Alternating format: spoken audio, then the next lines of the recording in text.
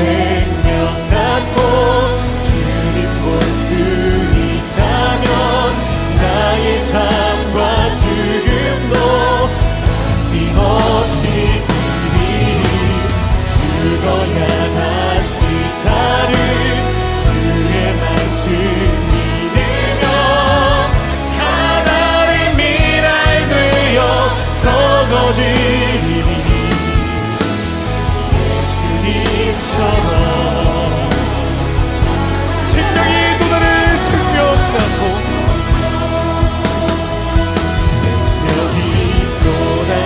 생명 낳고 주님 볼 수 있다면 나의 삶과 죽음도 아낌없이 드리니 죽어야 다시 지금 우리는 기도에 관한 말씀을 이렇게 함께 나누고 있습니다. 기도에 관한 말씀을.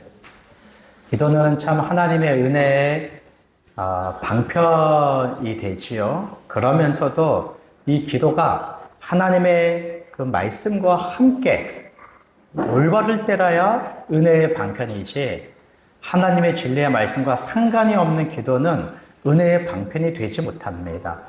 세상에 잘못된 기도들이 많죠. 우리가 볼 때 헛된 기도가 많죠.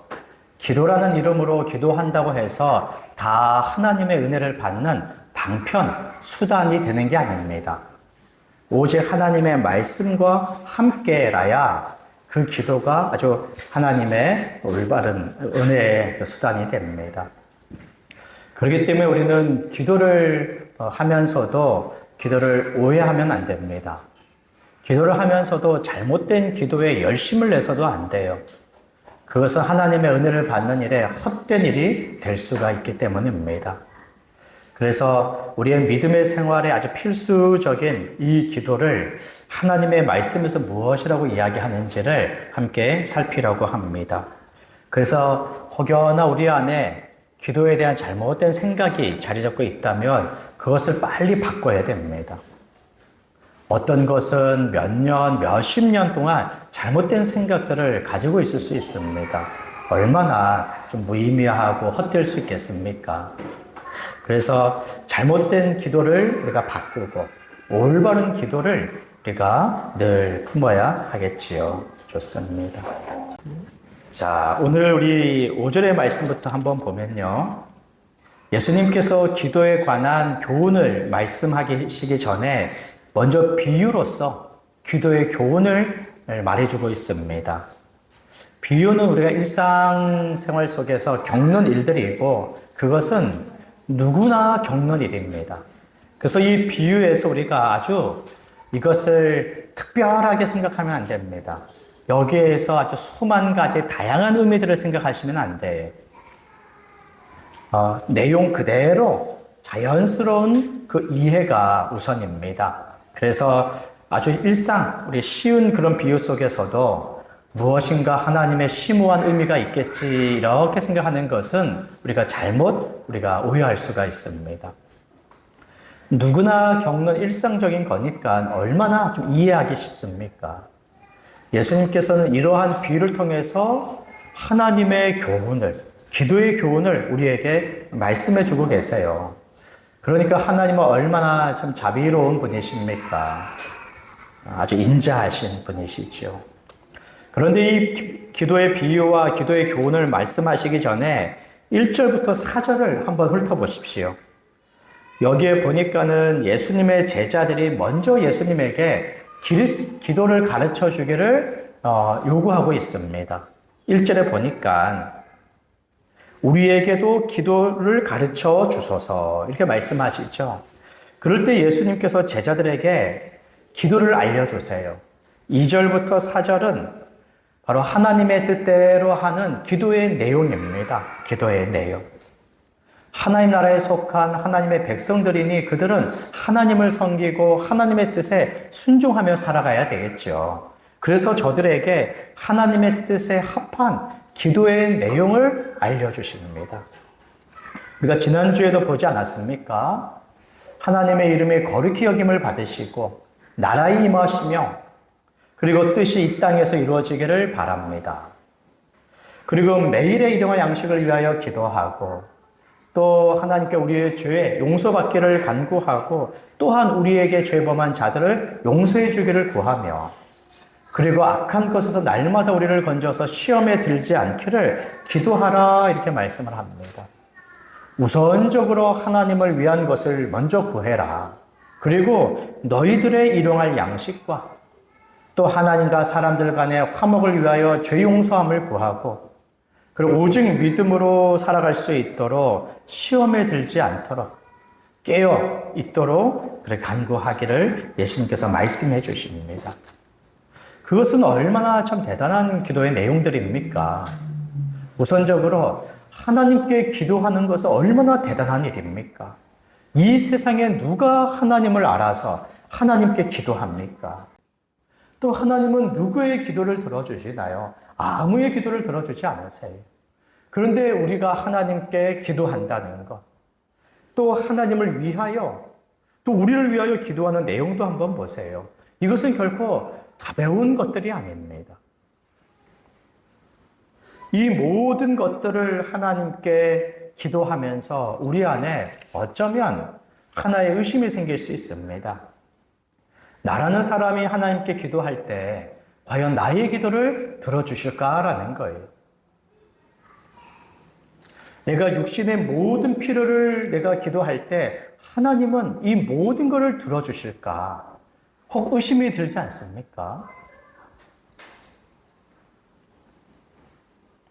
내가 범한 죄의 크기가 있는데 과연 하나님께서 날마다 이것을 용서해 주실까?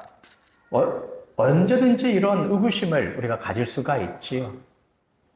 그럴 때 예수님께서는 하나님의 백성, 예수님의 제자들이 하나님 앞에 주님이 가르쳐 주신 대로 얼마든지 기도할 수 있도록 오늘 이 기도의 교훈을 우리에게 말씀해 주고 있는 것입니다. 그래서 우리가 하나님께 날마다 주기도문의 말씀에 따라 기도할 때 이 기도의 교훈을 생각해야 됩니다. 그렇지 않으면 늘 의심이 들기 마련이지요. 내 기도를 들어주실까? 응답하실까? 귀를 듣고 하나님께서 함께 하시며 역사하실까? 이런 모든 의심을 우리가 이기고 하나님 앞에 기도하기 위하여 우리는 이 기도의 교훈을 함께 우리가 듣고 생각을 해야 됩니다. 기도의 교훈을 잘 이해하도록 먼저 한 비유의 말씀을 해주시죠. 그것이 바로 여기 5절부터 8절의 말씀입니다. 5절부터 8절의 말씀. 5절 한번 보세요. 너희 중에 누가 벗이 있는데 밤중에 그에게 와서 말하기를 벗이여 떡 3덩이를 내게 구워 달라. 내 벗이 여행 중에 내게 왔으나 내가 먹을 것이 없노라 하면. 지금 비우면서도 우리 얼마든지 일상 우리 벌어질 수 있는 일이죠. 물론 오늘날의 시대나 오늘날의 문화로는 조금 어울리지 않습니다. 여행을 갔다가 집에 돌아왔는데 먹을 게 아무것도 없는 거예요. 조금 상상을 덧붙이자면 지금 아이들이 막 먹을 것이 없어서 지금 허기져 있고 막 울고 있습니다. 또 아이가 한두 명이 아니라 여러 명이라고 한다면 요 당시 또 그렇잖아요. 여러 명이 다 굶주려 있다면 부모는 무엇인가를 먹여야 되죠. 무엇인가를 먹이고 싶지만 집에 먹을 것이 아무것도 없어요. 당장 식당을 찾아갈 수도 없고 또 먹을 것을 누군가에 가서 또 구할 수도 없어요. 아무 모르는 사람에게 가서 먹을 것을 달라고 어떻게 이야기할 수 있겠습니까? 그러니까 이 사람이 할 수 있는 것은 자기 친구에게 찾아가는 겁니다. 가까운 거리에 살고 있는 그 친구에게. 그러니까 지금 먹을 것을 구하러 온 이 사람은 이 한 사람밖에 구할 데가 없는 겁니다. 그랬을 때 친구가 자기에게 찾아와서 먹을 것을 구해요. 그런데 그때가 언제입니까? 한밤중이라는 것입니다. 몇 시에 잡니까? 한 11시. 늦으면 12시도 잘 수 있겠죠. 그런데 여기 지금 한밤중에 찾아왔어요. 새벽에 2시, 3시. 그때는 우리가 정말 아주 밤중에 지금 자고 있을 때죠. 그런데 그 직전, 이제 다 아이들을 씻기고 지금 재우려고 하는 그때. 문단속을 하고 모두가 침실에 누워서 자려고 하는 그때 한 10시 반, 11시, 12시 그때 그 친구가 문을 두드리는 겁니다. 자기가 여행 중에 돌아와서 먹을 것이 없어서 먹을 것을 구한다고 얘기를 하지요. 그것은 굉장히 아주 번거로운 일입니다. 또 아주 괴로운 일이에요. 여기 보니까 문은 이미 닫혔고, 그리고 아이들이 나와 함께 침실에 누웠고, 그래서 일어나서 먹을 것을 챙겨주기에는 너무나 불편하고 아주 괴로운 일입니다. 이웃이 찾아왔으면 아예 꿈쩍도 하지 않았을 거예요. 그런데 친구가 찾아왔어요. 그렇지만 친구라 하더라도 이 늦은 시간에 찾아오는 것은 아주 신뢰같이 여겨지고 그래서 너무나 아주 불편한 거지요. 그러면서도 이 사람이 그 친구의 부탁을 들어주지 않을 수 없는 것은 여기 8절의 말씀을 한번 보세요. 그 간청함을 인하여 일어나 그 요구대로 주리라. 그 간청함을 인하여. 지금 그 친구가 자기의 사정을 이야기하면서 먹을 것을 구하죠. 지금 이 사람이 갈 데는 여기밖에 없어요. 이 먹을 것을 얻지 않으면 밤새 굶주리면서 한숨도 자지 못하고 자기뿐만 아니라 자기 자녀들까지도 그럴 겁니다. 그럴 때 친구가 문을 열어주지 않으면 계속해서 두드릴 거예요. 친구가 먹을 것을 주지 않으면 계속해서 요구할 겁니다. 그러니까는 지금 이 친구라는 것 때문에는 혹여나 주지 않을 수 있지만 그 간청함을 인하여 그 자신의 사정에 따라서 아주 간절하게 구하는 그것을 아주 거절할 수가 없어서 줄 수밖에 없다라는 것이죠. 당시 시대나 문화가 오늘과 달라서 좀 이해가 되지 않습니까? 혹여나 그런 것들을 좀 차치하더라도 얼마든지 있을 법한 일이고, 그리고 그 간청함을 인하여 또 들어주는 거죠. 오늘날의 냉장고 문을 열면 얼마든지 먹을 게 많고, 또 여러 재료를 가지고 요리할 수 있는 상황에서는 또 먹을 것이 없다 하더라도 밤에 집에 나가면 편의점 문이 활짝 열려져 있죠. 먹을 것으로는 우리가 좀 상상이 잘 안 되지만 오늘날 너무나 급하게 자기가 돈이 필요하다고 한다면 당장에 그것을 해결하지 않으면 안 되는 그런 형편에 있어서 정말 누군가에게 찾아가서 구할 수밖에 없다면 어떻게 하겠습니까? 찾아가야 되죠. 그리고 구해야 되죠. 돈이 좀 필요하다. 그렇다고 그것을 내가 아무에게나 찾아가서 구할 수 있습니까? 가까운 사람에게 찾아가서 구하기 마련이지요. 너무나 필요한 것이어서 한번 거절당하면 포기합니까? 그럴 수가 없겠죠. 2번, 3번 계속해서 얘기할 겁니다. 그럴 때 그 간청으로 인해서 그 요구하는 것으로 보통 우리가 주기 마련이죠. 지금 그 일상에 우리가 일어나는 그 일을 지금 비유로 말씀해 주고 있습니다. 그러면서 여기 9절, 10절에 예수님께서 이 비유를 가지고 지금 기도의 교훈을 말씀하세요. 9절, 10절 같이 한번 읽어볼까요? 자, 시작. 내가 또 너희에게 이르노니 구하라 그러면 너희에게 주실 것이요 찾으라 그러면 찾아낼 것이요 문을 두드리라 그러면 너희에게 열릴 것이니 구하는 이마다 받을 것이요 찾는 이는 찾아낼 것이요 두드리는 이에게는 열릴 것이니라. 아멘. 지금 이 비유를 통해서 말하고자 하는 바는 무엇입니까? 그 필요한 것이 있을 때 간청함으로 인하여 그것을 들어준다라는 거예요. 사람과 사람 간에도 얼마든지 그 필요가 있을 때 누군가에게 그것을 간청하면 들어주죠. 그리고 그 간청한 것을 받기도 하지요. 이런 일들이 얼마든지 일어나는 것처럼 지금 하나님과 우리의 관계, 하나님과 그 자녀의 관계에서도 우리가 하나님께 무엇인가를 구하면 하나님께서 들어주신다라는 것입니다. 사람 간에도 간청하면 들어주는데 하나님 앞에 그 자녀된 자들이 나와서 간청할 때, 간구할 때, 기도할 때 하나님께서 얼마든지 들어주신다라는 거예요. 사람 간에 얼마든지 일어나는 그 일이 하나님과 자녀된 관계 안에서 일어나지 않겠습니까? 오히려 하나님께서는 자녀에게 있어야 할 것을 더욱더 아시는 하나님이시고 그 자녀가 간구하는 것을 들어주시는 하나님이시죠.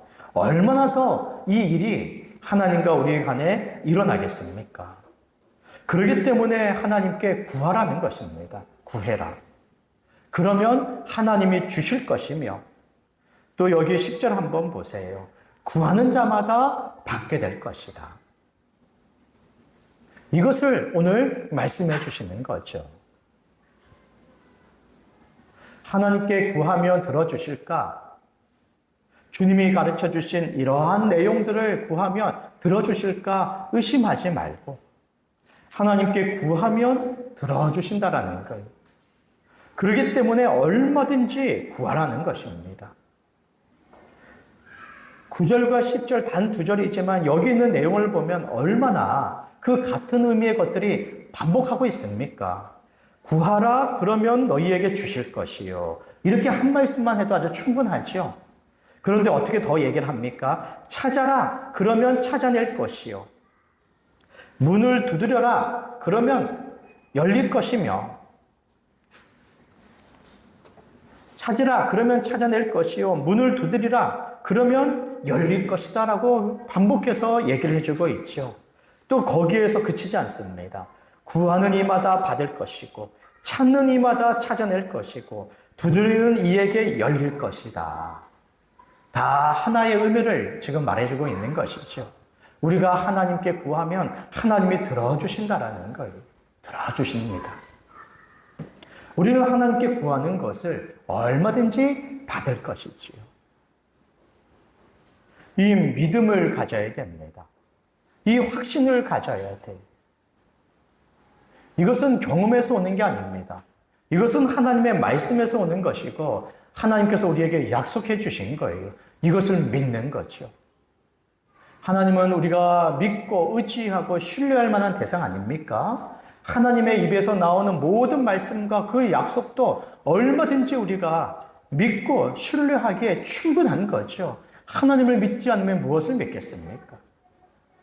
하나님의 말씀을 믿지 않으면 도대체 무엇을 믿고 살아갑니까? 우리는 오늘 이 말씀을 믿습니다. 비록 기도의 경험이 많지 않아서 정말 응답해 주시는가 우리가 고민하고 의심할 수 있죠. 자기의 경험을 먼저 앞세우지 마시고 하나님의 말씀한 것을 믿어야 되는 거예요. 이것을 믿고 기도하는 거죠. 이것을 믿고 늘 하나님 앞에 간구하는 것입니다. 그래서 기도하기 전에 이 믿음을 가지고 있어야 돼요.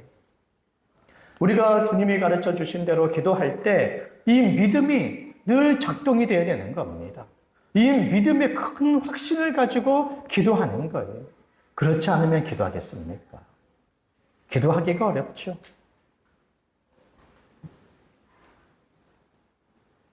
오늘의 기도의 교훈은 너무나 아주 단순한 겁니다.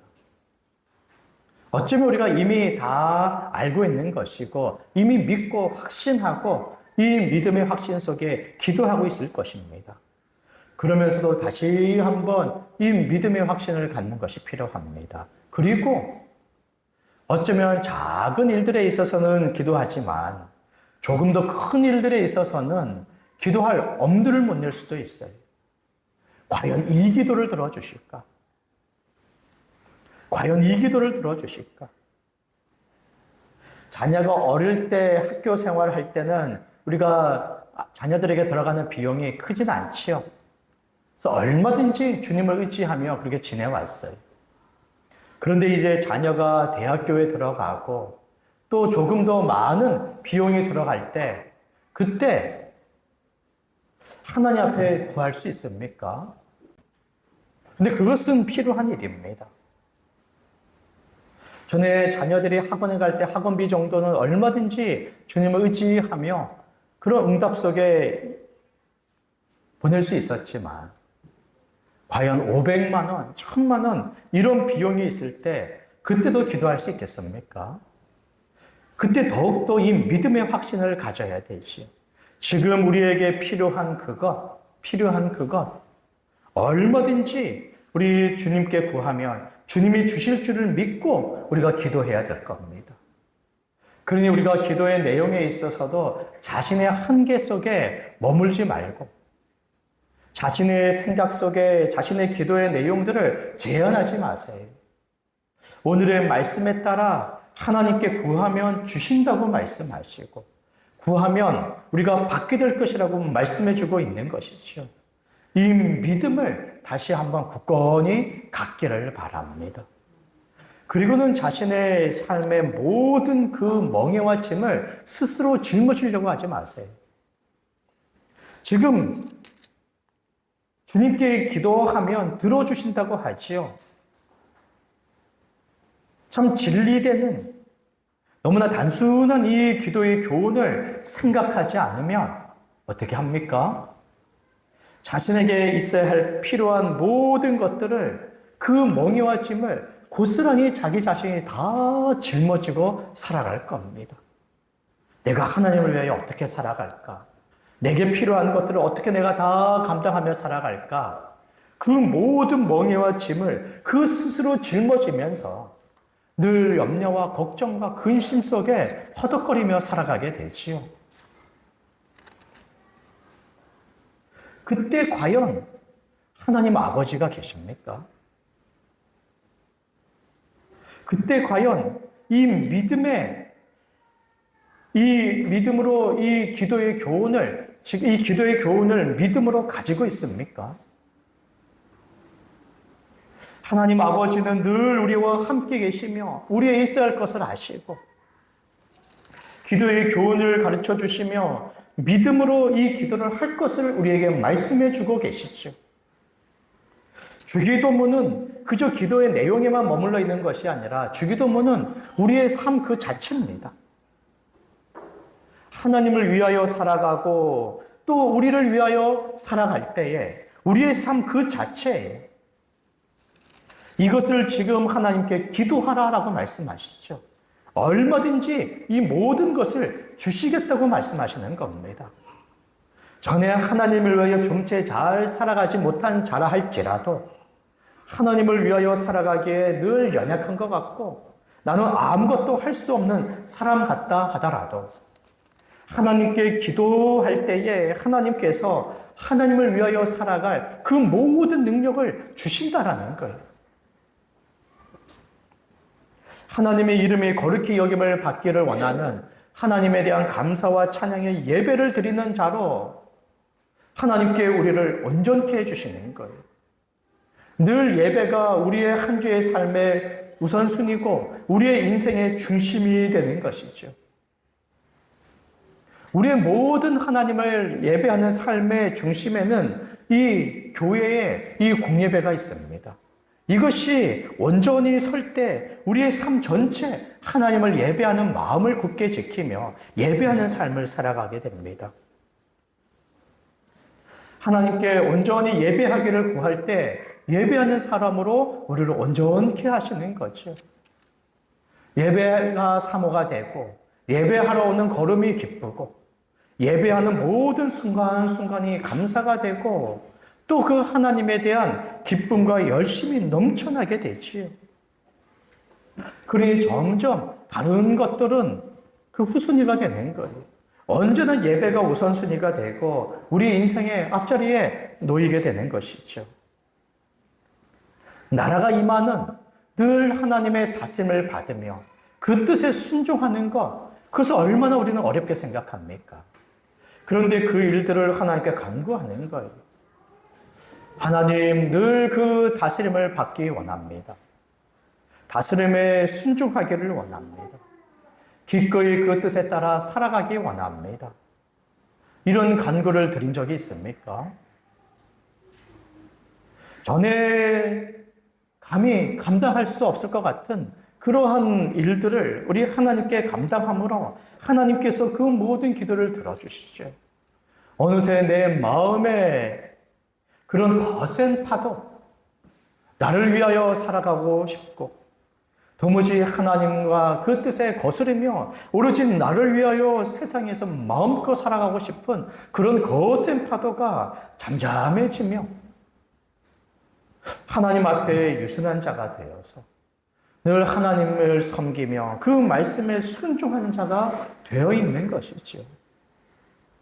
이제는 나를 위하여 살아가는 모든 인생의 방향과 내용들에 있어서는 이제는 이미 포기 선언을 합니다. 그리고 주님을 위하여 살고자 하는 그 결심을 하는 것이죠. 그리고는 주님의 말씀하시는 대로 늘 순종하며 그 주님 걸어가신 그 길을 따라갑니다. 어느새 이런 사람이 되는 그 일들이 이 기도 가운데 일어나는 것입니다. 어찌 한 사람이 자기의 인생에 다 쓸 것들을 스스로 다 준비하며 살아갑니까? 자기 스스로 자기 인생에 쓸 것들을 다 스스로 그 땀 흘려 그것을 다 갖춥니까? 생각해 보세요. 어린아이들이 자고 지금 이렇게 학교 생활하고 또 성인이 될 때까지 자기 20년 정도의 시간을 자기 쓸 것들을 한 번이라도 본 적이 있습니까? 20년의 시간이에요. 20년의 시간. 이제 사춘기가 접어들면 많이 먹어요. 늘 먹을 것에 이렇게 굶주려 있습니다.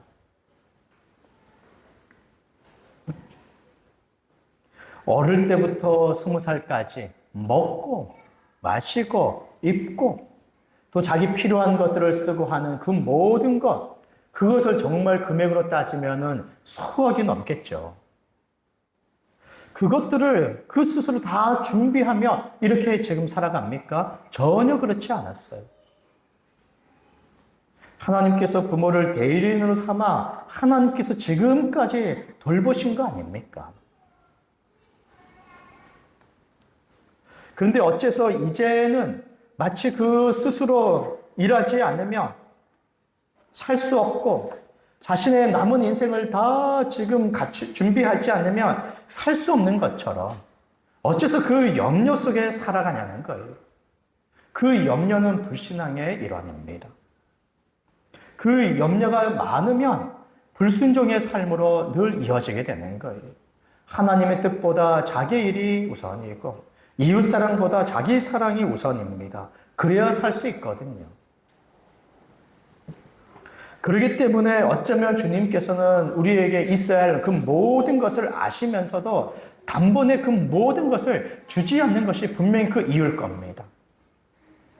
남은 인생 평생 살아가기에 그 충분한 것이 당장 우리에게 필요하다면 그것이 더욱더 하나님에 대하여 믿음을 갖게 하는 것이라면 당장이라도 수억, 수십억을 우리에게 주실 거예요. 그러나 당장 그것을 주지 않는 것은 그것을 가지고는 오히려 하나님을 저버리고 자기의 욕심을 따라 살아가기에 충분하기에 주지 않는 거 아닙니까? 세상 사람들 가운데 어떤 일들로 수억, 수십억, 수백억을 번 사람들, 그들의 인생 가운데 많은 사람들이 망한 인생이 되어버린 것을 우리가 보지 않습니까? 누가 그 어마어마한 것을 다 감당할 수 있을까요? 우리는 알죠? 저 어린아이들에게 지금 수많은 것을 준들, 그것을 도저히 감당할 수 없고, 오히려 낭비할 수밖에 없는 그러한 것을 우리가 알죠. 그런 것처럼 하나님도 아시는 것이요. 오히려 그때그때 일을 하고 그 조금 얻는 것으로 살아가면서도 그 늘 염려와 불안 속에 하나님을 의지하며 살아가는 것이 오히려 우리의 믿음을 지키며 살아가기에 그것이 유익하기 때문에 지금의 형편 속에 지내도록 하는 거 아닙니까? 그렇다면 그것을 기꺼이 받아들여서 일하면서도 연약함과 부족함들에 있어서 하나님을 의지하며 살아가야 되죠. 오히려 그것이 우리의 믿음을 지키기에 유익할 것입니다. 그러면서도 우리 주님께 구하면 들어주시죠.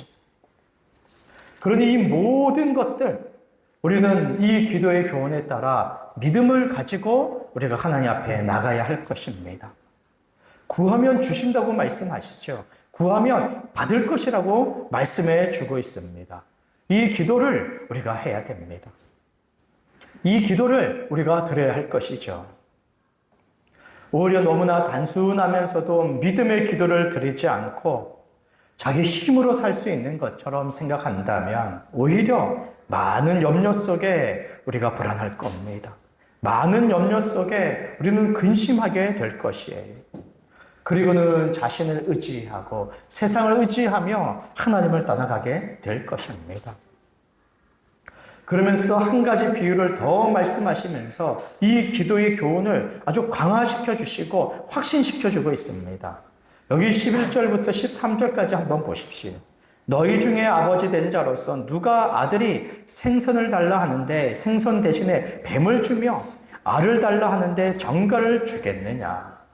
아버지와 아들의 관계에서 어찌 그럴 수 있습니까? 자녀가 생선을 달라는 거죠. 근데 어떤 아버지가 뱀을 주며 알을 달라고 하는데 정갈을 주겠냐? 이런 아버지는 없죠.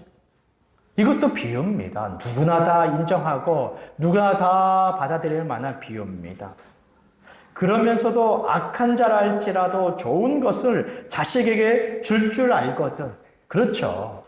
악한 아버지라도 세상에서는 불의와 세상에서 악한 것이 많은 그런 사람이라 하더라도 자기 집에 들어가서는 자기 자녀에게는 좋은 것을 주면서 착하게 살아라 얼마든지 이야기하지 않습니까?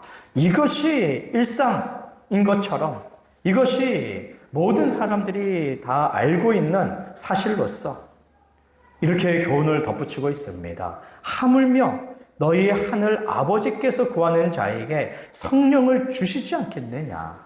하물며 그것은 지금 부정어로 이 부정문에 지금 쓰여지고 있는 이 접속부사죠. 하물며 하지 않겠느냐. 이것을 긍정문에 쓴다면 하늘 아버지께서는 구하는 자에게 더욱더 성령을 주시지 않겠느냐라는 거예요. 하늘에 계신 우리 아버지는 그 자녀들이 구할 때 좋은 것을 주신다라는 거예요. 그 구하는 것을 주실 뿐만 아니라 좋은 것을 주시죠. 하나님께서는 성령을 통하여 그 뜻을 이루시는 분이십니다. 성령을 통하여 일하시는 분이세요. 그렇기 때문에 여기 성령을 말씀하시는 것은 하나님의 뜻대로 구하는 자에게 그 뜻이 이루어지도록 성령을 통하여 반드시 응답하시고 그 일들을 이루시겠다라는 겁니다. 바로 하나님 아버지께서는 그 자녀들의 모든 간구를 좋은 것으로 응답해 주시죠. 그러니 우리는 이것을 의심하지 말아야 됩니다. 주님이 가르쳐 주신 그 모든 기도의 내용들을 가지고 하나님 아버지 앞에 나와 그 모든 것으로 기도해야 됩니다. 주실 것을 믿고 주실 것을 확신하며 이제 우리는 기도하는 생활에 힘을 써야 하는 것이죠. 믿음 생활에 이 기도가 더한다면 우리의 믿음은 날마다 든든할 겁니다. 간구하는 대로 하나님의 풍성한 것을 누리며 우리의 삶이 얼마나 풍요롭겠습니까? 우리는 은혜와 그 풍요를 날마다 누리며 살아가게 될 것입니다. 그러면서도 오늘 18절의 말씀으로 우리 한번 넘어오도록 하겠습니다. 기도하면 들어주신다라는 믿음의 확신을 가질 수 있지요. 그러면서도 우리의 경험을 우리가 들어보면 기도한 때마다 곧바로 응답이 되던가요? 내가 원하는 것을 기도하면 그것 그대로 응답이 됩니까? 그렇지 않을 때가 참 많죠. 기도한 때에 곧바로 응답이 되지 않고 내가 원하는 대로 응답이 되지 않을 때도 참 많이 있습니다. 그럴 때 여기 18장 1절의 말씀의 표현을 가지고 얘기해 보자면 낙심이 들죠. 낙심이 들죠. 그 낙심에 들면 포기하고 싶은 마음도 들죠. 아니, 기도했더니 기도가 응답이 안 되더라. 내가 원하는 것을 구하더라도 주지 않더라. 얼마든지 낙심하며 포기할 수 있죠. 그런데 18장 1절에 한 가지 교훈을 더 말씀해 주세요. 그것은 낙심하지 말고 항상 기도하라라는 겁니다. 항상 기도하며 낙심하지 말라는 거예요. 그리고는 또 비유로 말씀해 주십니다. 2절부터 한번 보세요. 어떤 도시에 하나님을 두려워하지 않고 사람을 무시하는 한 재판장이 있습니다. 하나님을 두려워하지 않으니까 사람을 무시하죠. 하나님을 두려워하지 않는 사람은 하나님의 계명에 상관하지 않습니다. 하나님의 계명은 이웃을 사랑하는 한 말씀에 이루어졌다 하지요.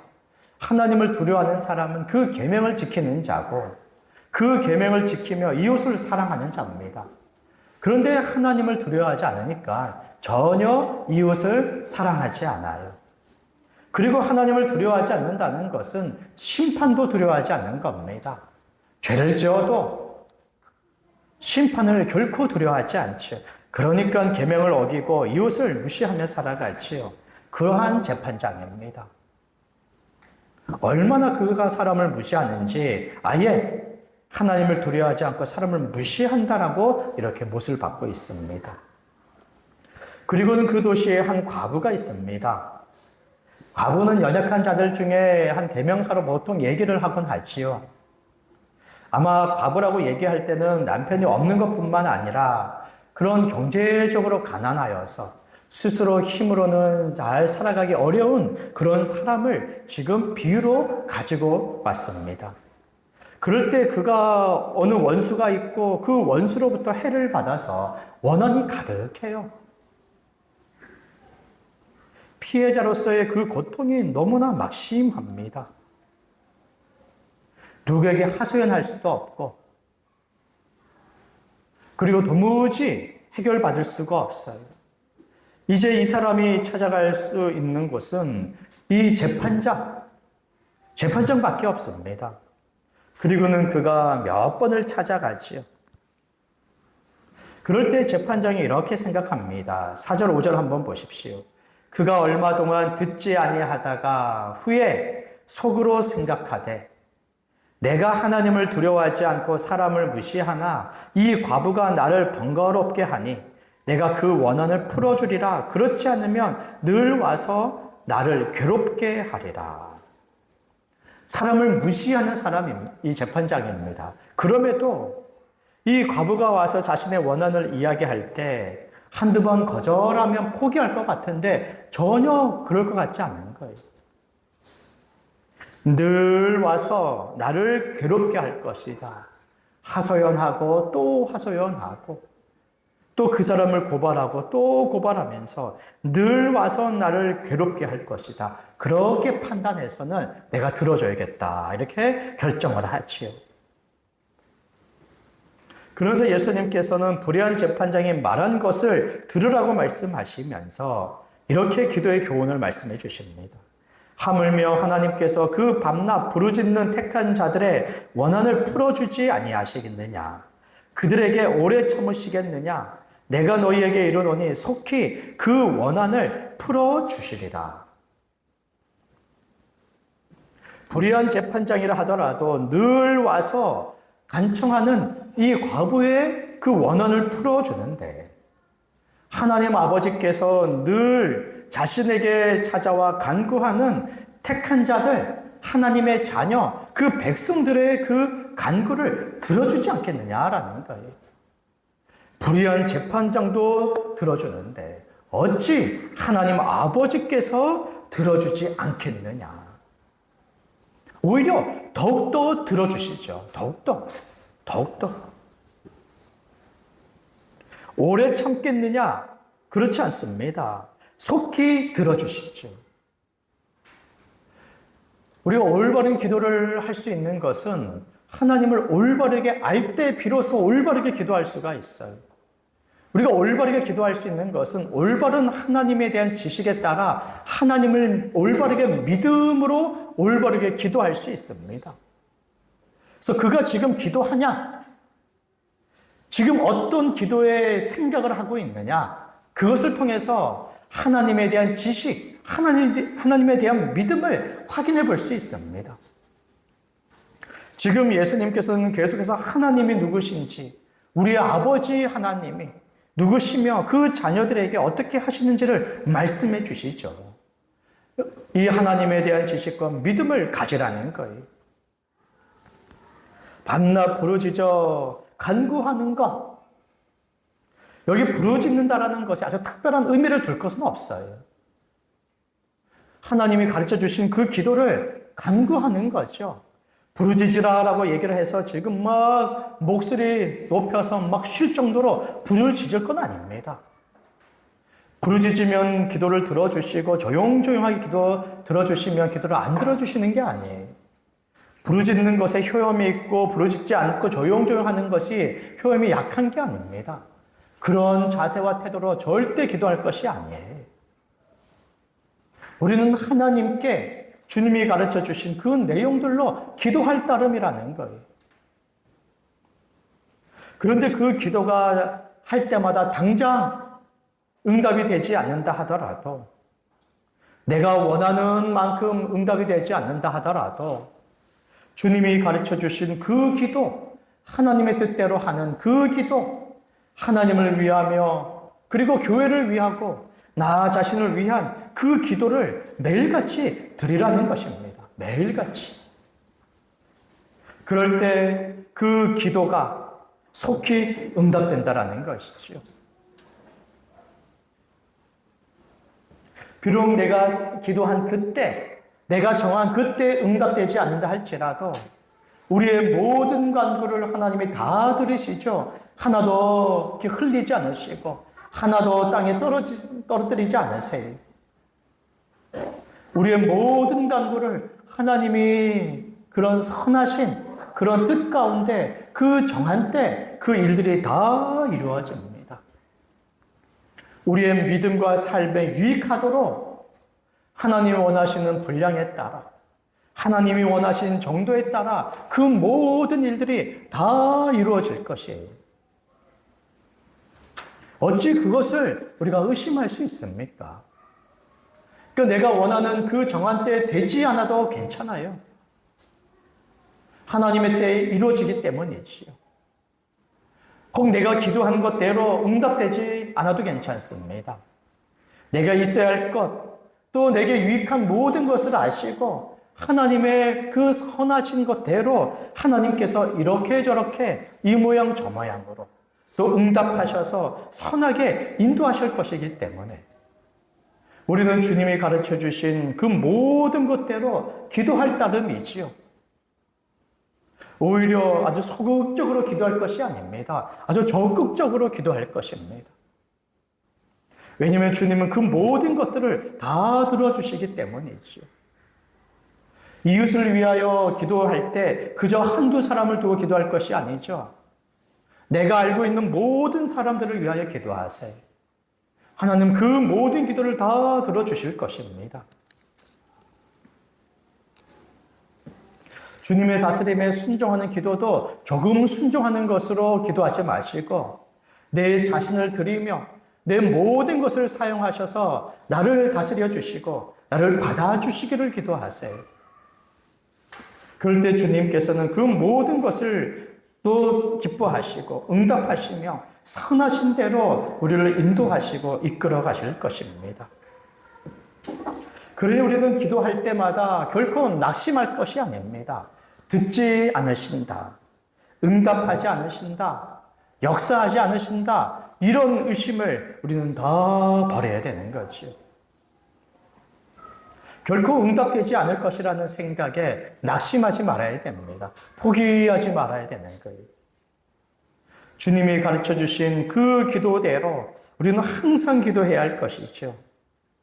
속히 응답해 주시기 때문입니다. 이 믿음을 가지고 있습니까?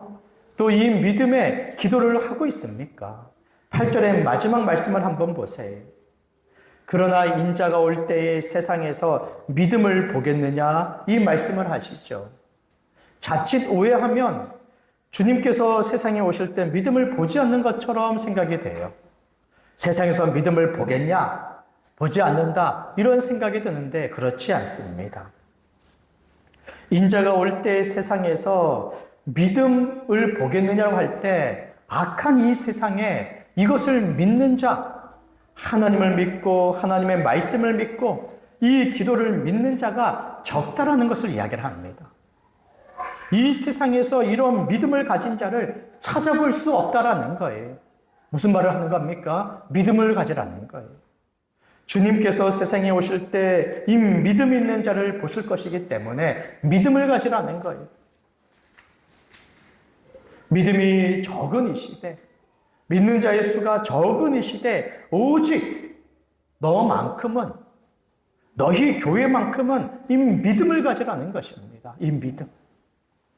이 믿음이라야 우리가 늘 믿음의 삶을 살아갈 수 있어요. 믿음으로 기도할 때라야 늘 우리는 염려하지 않고 요동하지 않고 이 믿음을 지킬 수가 있습니다. 하나님을 위한 것과 우리를 위한 이 모든 기도, 이 기도를 믿음으로 드리며 우리는 하나님이 주신 그 은혜를 누리고 우리 믿음을 신실하게 지키며 우리가 살아가게 되는 것이죠.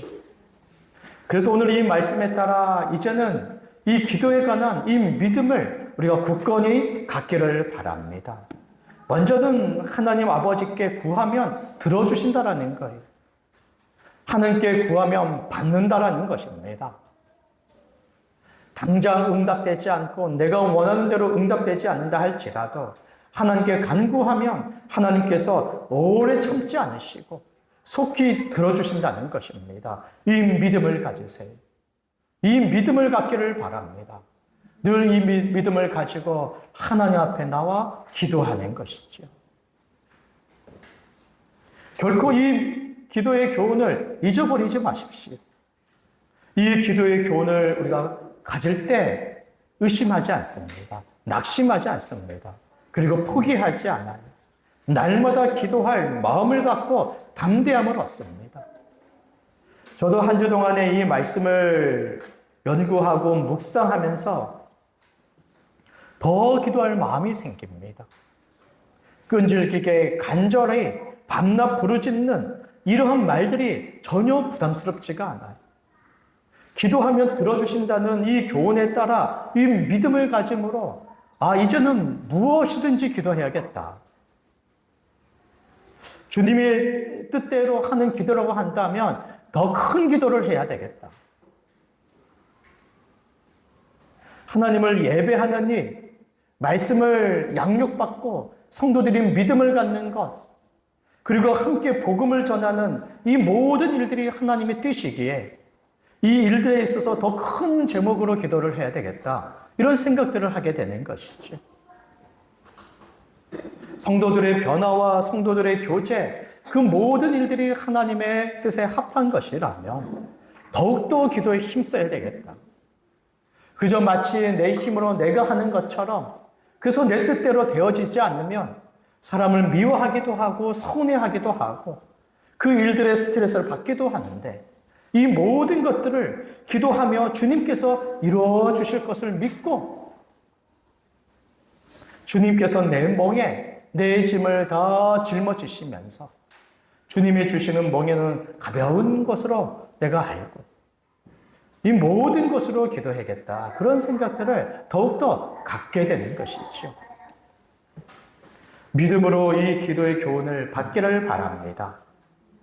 마음에 조금의 의심도 들지 않고 낙심하지 않으며 항상 기도할 마음과 생각을 갖고 그리고는 당장이라도 기도의 자리로 달려가고 그 자리에서 무릎을 꿇고 기도할 그런 자세와 태세를 갖추기까지 이 말씀을 붙잡기를 바랍니다. 그리고 이제 기도하기를 시작하는 것이죠. 기도하기를. 무엇을 기도하겠습니까? 이 모든 기도의 교훈은 주님이 가르쳐 주신 기도를 하도록 교훈하고 있는 것입니다. 그저 기도하면 들어주신다고 해서 내 욕심대로 내 마음껏 기도할 것이 아니죠. 어찌 하나님의 구원받은 백성이요 자녀된 자들이 자기 마음대로 살겠다고 자기만을 위한 기도, 이 세상의 것만을 위하여 기도할 수 있습니까? 하나님은 그런 뜻을 주지 않으셨고 그런 마음을 주지 않으셨어요. 오히려 성령을 우리 안에 심겨주시면서 그 마음에서부터 하나님을 위하고 그 뜻대로 살고자 하는 마음을 우리에게 주셨어요. 그 마음에 따라 우리가 마음껏 기도할 것은 주님이 가르쳐 주신 기도입니다. 그 주님이 가르쳐 주신 기도, 그것은 곧 우리의 삶으로 마땅히 이어지게 되는 것이죠. 이제 주님 앞에 기도할 때에 주기도문의 내용을 따라 더욱더 기도하기를 바랍니다. 하나님을 위한 것이 무엇일까? 하나님을 위하여 어떻게 더욱더 살아갈까? 그것을 간구하는 것이죠. 하나님의 찬양받으시기를 원하는 기도를 할 뿐만 아니라 어떻게 하나님을 위하여 더 예배할까? 예배를 준비하고 예배를 더 믿음에 따라 힘써서 드릴까? 나 한 사람뿐만 아니라 내 가족까지, 내 자녀들까지, 내 부모까지, 내 친구들까지 어떻게 함께 더 하나님을 예배하도록 내가 힘쓸까? 주의 말씀에 순종하며 그 뜻 이루어지기를 지금 살아가고 있지요. 그럴 때마다 어떻게 더 주께 순종하며 더 주의 일들에 내가 더 순종할까? 그 일들을 행할까? 그것을 기도하는 것입니다. 일용할 양식으로서 필요한 모든 것을 간구하는 거지요. 사람들과 늘 화평한 관계를 유지하기 위하여 내가 미워하는 사람이 없는가? 그 서운함에 지나쳐서 미움으로 발전하고 그 미움이 발전하여서 다투는 사람이 없는가? 이제는 전혀 만나기를 거부하고 이제는 절교하려고 그렇게 작정한 사람들은 없는가? 저들에 대하여 내가 용서할 사람, 오래 참아야 할 사람, 용납할 사람은 없는가? 그것을 간구하는 것이죠. 믿음으로 살아가기 위하여 내가 지금 시험에 드는 것, 늘 나를 무너뜨리는 것은 무엇인가? 그 모든 것들로부터 나를 건져주시기를 간구하는 주기도문의 내용을 따라 그것을 기도의 제목으로 삼으며 실제적인 그 기도를 하나님 앞에 드리는 것입니다. 세상 누구도 우리의 믿음을 지켜주지 않죠. 그 스스로 믿음을 지켜야죠.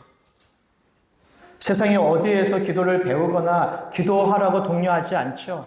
우리 스스로 말씀을 보며 기도의 생각, 또 기도의 마음을 가져야 되지요. 기도하기를 몸부림치고 기도하기를 애쓰면서 믿음을 지키고 더욱더 하나님이 주신 구원의 은혜를 누리며 하나님을 위한 삶을 살아가야지.